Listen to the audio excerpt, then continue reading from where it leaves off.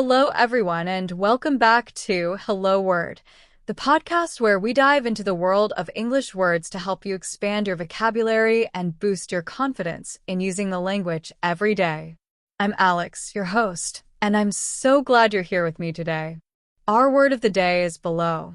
It's an A1 level adverb that means in a lower place. Let's break it down and explore how this word fits into our daily conversations.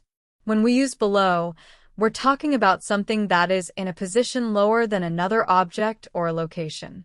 For example, if you're looking at a bookshelf, you might say, "The books are stored below the picture frame." It's a simple yet very useful word to describe where things are. Some synonyms for below include beneath, under, and underneath. Here are a few examples to help you understand these better. The shoes are under the bed. There's a basement beneath this house, and the bag is underneath the table. These words can often be used interchangeably with below, but they may have slightly different tones depending on the situation. Now, let's look at a few antonyms. Words like above, over, and on top of have meanings that are opposite to below. For example, you could say, "The painting is above the fireplace," "The plane flew over the city," or "The vase is on top of the shelf."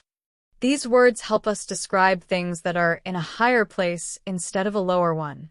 You might hear below in many everyday situations.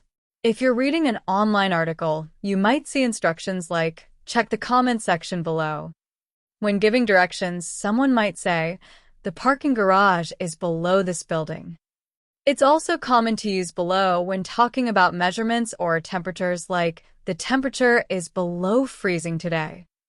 Let's practice using below in sentences. The sun dipped below the horizon as evening approached.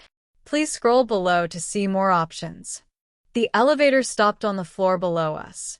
Each of these examples shows how flexible and practical this word can be.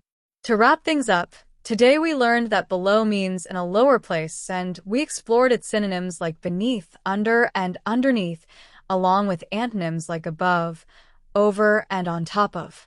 Thank you so much for tuning in to Hello Word. If you enjoyed today's episode, make sure to subscribe and leave a review. Your support helps others discover the show and keeps us motivated to create more episodes for you. I'd also love to hear from you. Use below in your own sentence and share it in the comments. Until next time, keep practicing and exploring the wonderful world of English. Take care.